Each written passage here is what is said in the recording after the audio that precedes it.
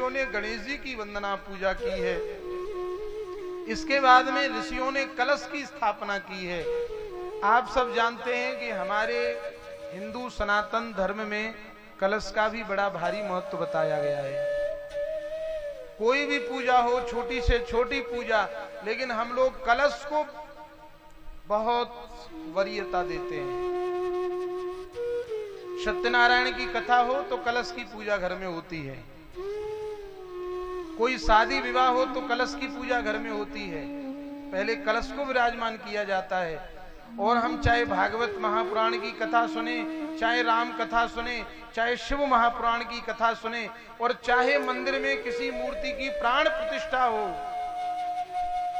सबसे पहले कलश यात्रा होती है। 5, 7, 11, 21, 51 जितने भी कलश हो जाएं, क्योंकि कलश के बिना भी पूजा अधूरी है। और एक मैं आपसे निवेदन और कर दूं, आप सब अपने अपने घरों में नवरात्रों का पाठ करते हैं, देवी की पूजा करते हैं, और उस समय भी कलश की स्थापना करते हैं। और कई माताएं क्या करती हैं कि भागवत में जो कलश हमने लाकर रखे हैं, तो हम लोग तो 7वें दिन जैसे ही विश्राम हुआ तो जो जिस माता का जो कलश है उसी को वापस दे देते हैं। अब वो क्या करती है, वो कलश उठा के ले जाएगी, पानी किसी पेड़ के नीचे डाल देगी, नारियल को कई मंदिर में दे आती हैं, कई माताएं घर में रख लेती हैं, और वो कलश जो है उसे धो करके पानी पीने के काम में ले लेती हैं। यदि आपने कलश का जो जल है वह यदि किसी पेड़ के नीचे डाल दिया, कहीं भी फेंक दिया, तो समझ लेना 7 दिन 9 दिन से जो भी आपने सुना है, या 9 दिन बैठकर जो आपने अपने घर में पूजा पाठ अर्चन जो भी किया है, उसका फल आपने फेंक दिया। ये हम कभी ना करें, क्योंकि हम अपने घर में भी मंदिर में जब कलश देवता की स्थापना करते हैं और 9 दिन तक जब घर में बैठकर पूजा करते हैं, पाठ करते हैं, तो हमारी पूजा का पाठ का जो तेज है वह उस जल के भीतर उतरता है। क्योंकि जल तो सामान्य नहीं है, ये जल तो तभी तक सामान्य था जब तक ये कलश में भरकर इसकी पूजा नहीं हुई। और जैसे ही कलश की पूजा हुई तो ये कलश में कितने देवता बैठते हैं आप विचार करिए।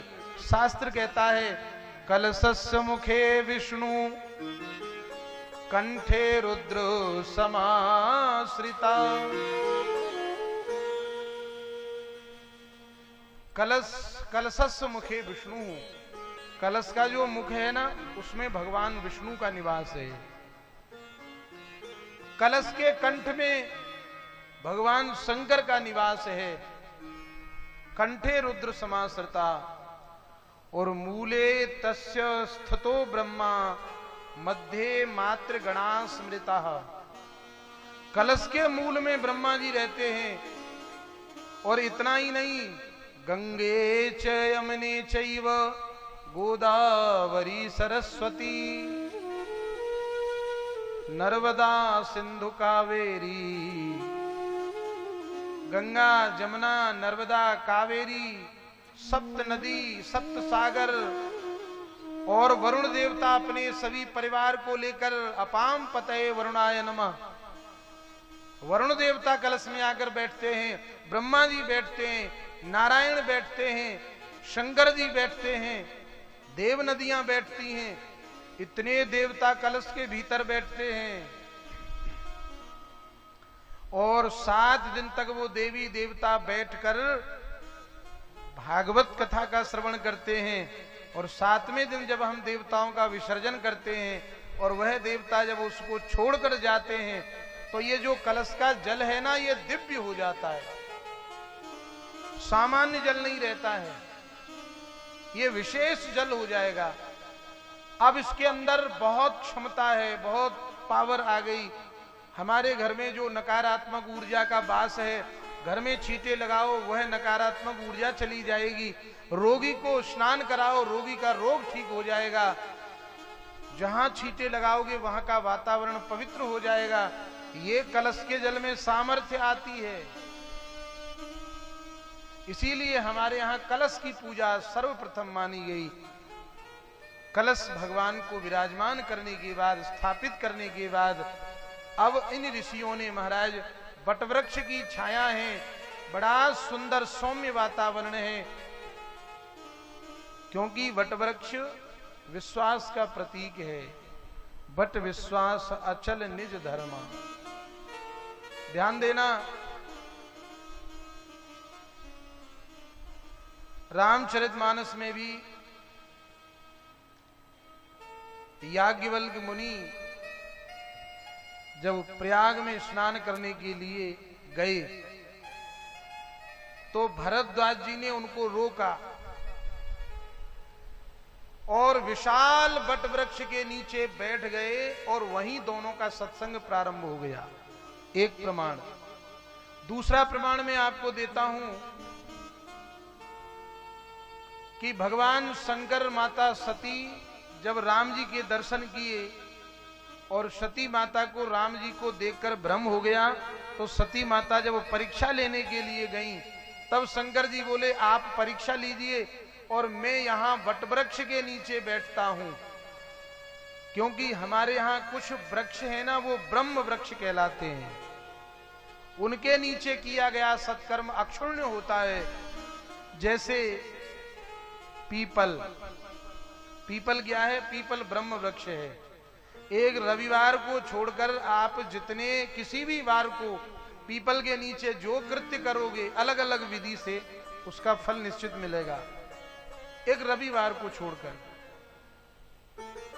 बेल का पेड़ है, बेलो पत्र का वृक्ष है, उसके नीचे भी जो की हुई साधना है उसका भी बहुत जल्दी फल मिलता है। और महाराज आंवले का जो पेड़ है, यह भगवान विष्णु का प्रतीक माना जाता है। आंवले के पेड़ के नीचे भी साधना करो तो सफल होती है। और एक कल्प वृक्ष का भी पेड़ होता है, हमारे व्यासपीठ के पीछे लगे हैं। कल्प वृक्ष यद्यपि दो प्रकार का होता है, एक तो लौकिक कल्प वृक्ष और एक कल्प वृक्ष देवताओं के यहां स्वर्ग में लगा है।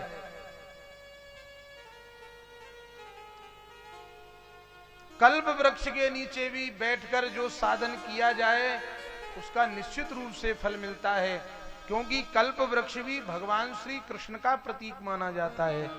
प्रेम से कहिए जय श्री राधे।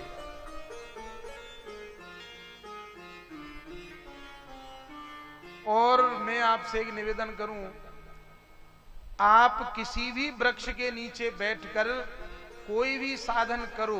पहली बात तो साधन किसी अनुभवी गुरु के सानिध्य में रह के करना चाहिए, लेकिन किसी भी वृक्ष के नीचे बैठकर आप यदि भगवान का नाम लोगे, भगवान का कीर्तन करोगे, भगवान का गुणगान करोगे, भगवान के किसी पुराण और लीला की गुणगान करोगे, सुनोगे, उसके लिए आप स्वतंत्र हो, उसका फल आपको निश्चित मिलेगा।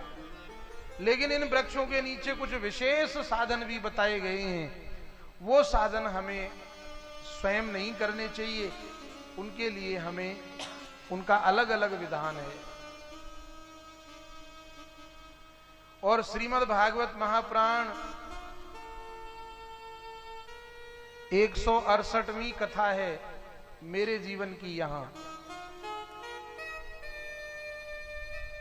168। अभी हम यहां से पहले हनुमान जी महाराज मालपुरा में कथा सुना रहे थे। 167वीं कथा का वहां विश्राम हुआ। 168वीं कथा हम लोग यहां श्रवण कर रहे हैं। और 167 कथाओं में से ये हमने वटवृक्ष के नीचे भी कथा सुनाई है, पीपल के पेड़ के नीचे भी कथा सुनाई है, आंवले के वृक्ष के नीचे भी कथा सुनाई है। लेकिन मुझे भी ये सौभाग्य मिला कि मैं भी पहली बार कल्प वृक्ष के नीचे बैठकर हम लोग कथा सुना रहे हैं और आप सब लोग सुन रहे हैं। प्रेम से कहिए जय श्री राधे। इसकी बड़ी भारी महिमा बताई है शास्त्रों में।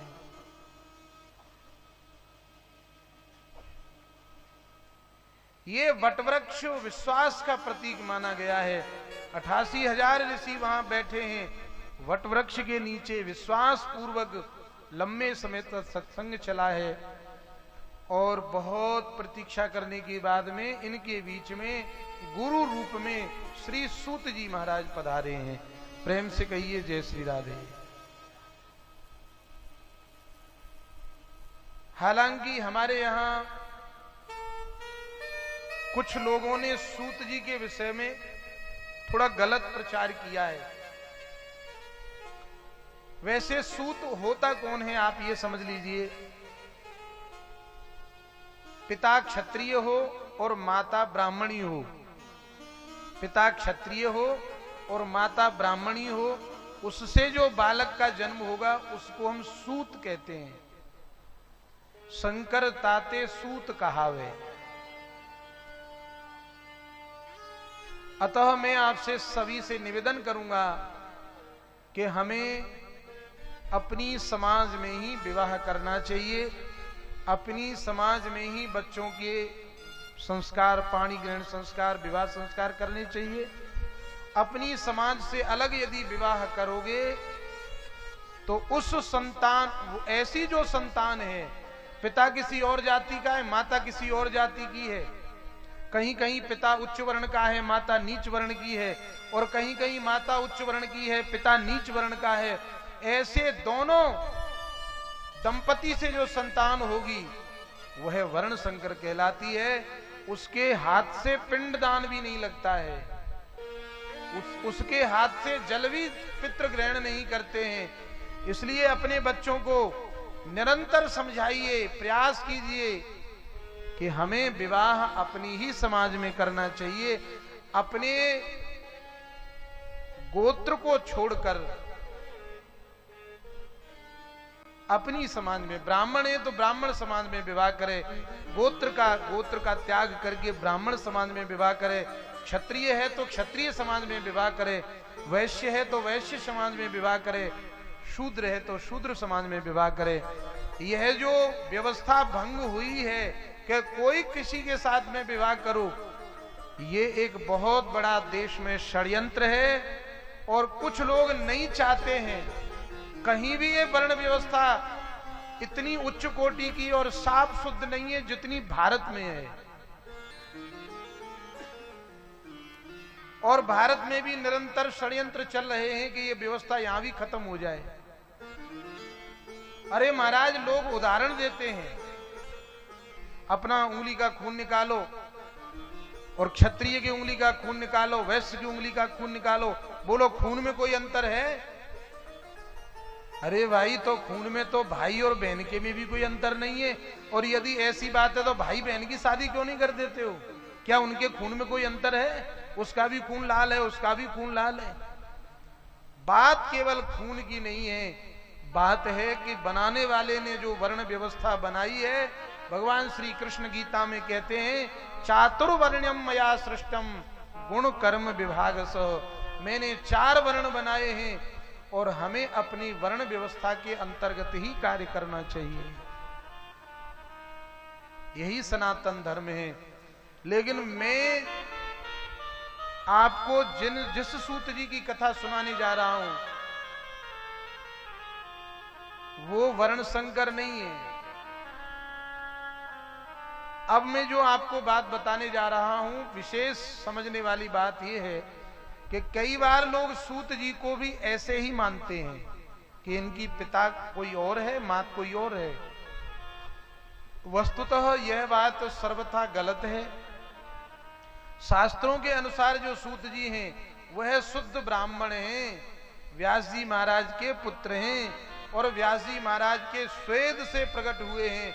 अरणि मंथन करते समय व्यास जी महाराज के शरीर से पसीना निकला, और क्योंकि व्यास जी भी भगवान के अवतार माने जाते हैं और उससे सूत जी का प्राकट्य हुआ है।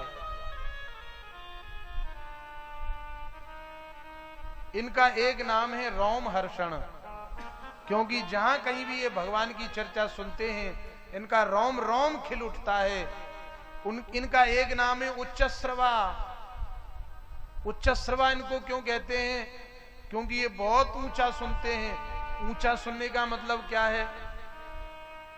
ऊंचा सुनने का मतलब ये है कि संसार की कोई बात हो तो उस पर ये ध्यान नहीं देते, उसे नहीं सुनते हैं। लेकिन जब भगवत चर्चा होने लग जाए तो फिर महाराज इनके 2 कान 1000 कान के बराबर हो जाते हैं। और संसार में वही उच्च श्रवा है जो भगवान की कथा के लिए जिसके कान हर समय तैयार रहे और दुनियादारी की बातों में उनका कोई मन नहीं हो, उसी का नाम उच्च श्रवा है। लेकिन प्राय लोगों का सिद्धांत है दुनियादारी की बातें सुनाते रहो महाराज, पूरी रात निकल जाती है। अपनी बड़ाई, दूसरे की बुराई, दूसरे की आलोचना, निंदा सुनाते ही जाओ, बड़े बहुत अच्छा लगता है, कानों को बड़ी प्यारी लगती हैं ये बातें। और कहीं भगवान की कथा सुनने को मिले तो 4 घंटा में 40 बार घड़ी देखते हैं, कब जल्दी समय हो और कब जल्दी आरती करें और कब जल्दी भोजन करें। ऐसा नहीं होना चाहिए। उच्च श्रवा वही है जो भगवान की कथा में जिसका चित्त लगा है, मन लगा है। क्योंकि तुलसीदास जी कहते हैं जिन हरि कथा